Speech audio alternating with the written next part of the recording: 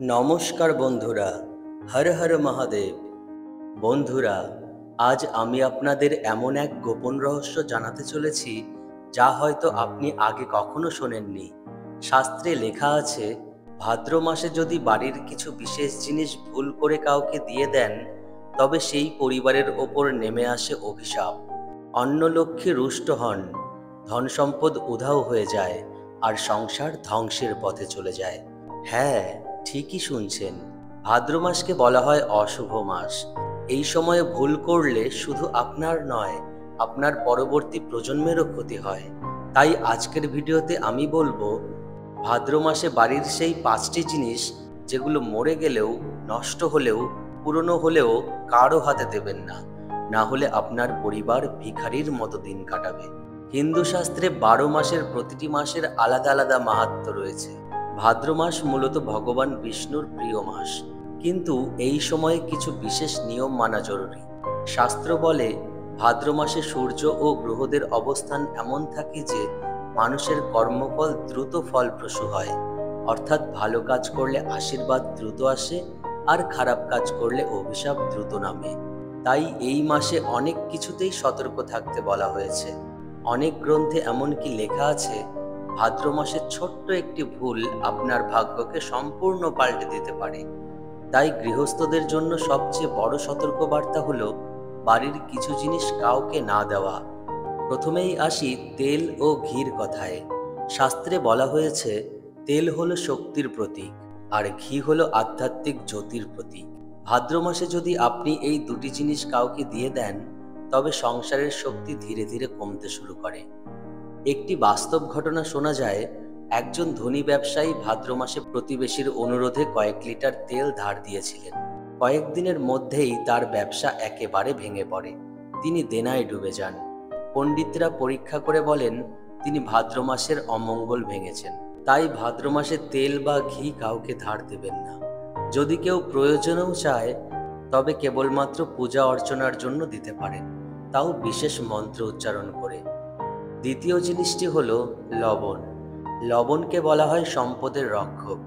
আমাদের খাবারের স্বাদ যেমন লবণ ছাড়া হয় না, তেমনি সংসারের সৌভাগ্যও লবণ ছাড়া পূর্ণ হয় না। শাস্ত্রে লেখা আছে, ভাদ্র মাসে যদি বাড়ির লবণ কারো হাতে দেন, তবে সেই বাড়ির সৌভাগ্য ক্ষয়ে যায়। অনেক সময় দেখা যায়, যারা ভাদ্র মাসে লবণ ধার দেন, তাদের পরিবারে অশান্তি শুরু হয়। স্বামী স্ত্রীর মধ্যে ঝগড়া বাড়তে থাকে, আর ধন সম্পদ অজান্তেই শেষ হতে থাকে। পুরনো মানুষরা তাই বলতেন, ভাদ্র মাসে লবণ ধার নয়। এই নিয়ম ভাঙলে সংসারের ভাত কাপড়ের যোগ নষ্ট হয়ে যায়। তৃতীয় জিনিসটি হলো উনুনের কাঠি, কয়লা বা ছাই।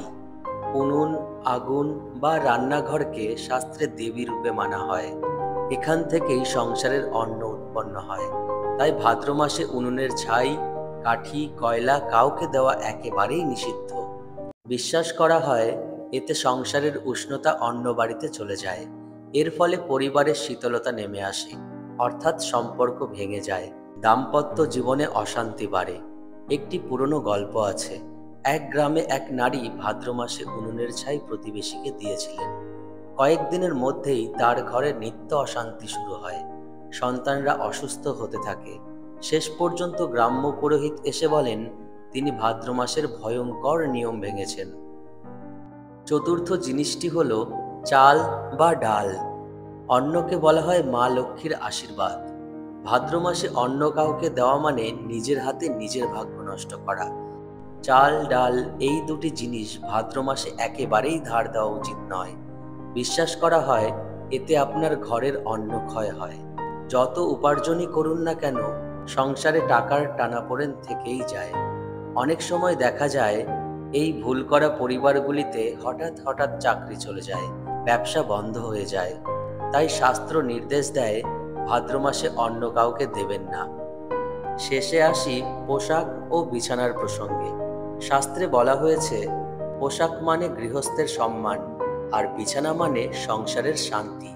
ভাদ্র মাসে যদি ভুল করে পুরনো পোশাক বা বিছানার চাদর কাউকে দিয়ে দেন, তবে সংসারের সৌভাগ্য ধীরে ধীরে ক্ষয়ে যায়। ফলশ্রুতিতে চাকরি, ব্যবসা, শিক্ষা সব ক্ষেত্রেই ব্যর্থতা আসে। তাই মনে রাখবেন, এই মাসে দরিদ্রকেও পোশাক দান করা ঠিক নয়। চাইলে অন্য মাসে দিতে পারেন, কিন্তু ভাদ্র মাসে দেবেন না। বন্ধুরা, ভাদ্র মাসকে ছোট করে দেখবেন না। এই সময়ে ছোট্ট একটি ভুল আপনার ভাগ্যকে ভিখারির মতো করে দিতে পারে। আজ আমি যে ৫টি জিনিসের কথা বললাম সেগুলি হলো তেল বা ঘি, লবণ, উনুনের ছাই বা কাঠি, চাল বা ডাল, পোশাক বা বিছানার চাদর। এই জিনিসগুলো কখনোই কাউকে দেবেন না। মনে রাখবেন, শাস্ত্র কখনোই অযথা নিয়ম তৈরি করে না। প্রতিটি নিয়মের পেছনে আছে গভীর তাৎপর্য। তাই আপনার সংসারকে রক্ষা করতে চাইলে, আপনার ধনসম্পদ ও সৌভাগ্যকে ধরে রাখতে চাইলে এই নিয়ম মানতেই হবে।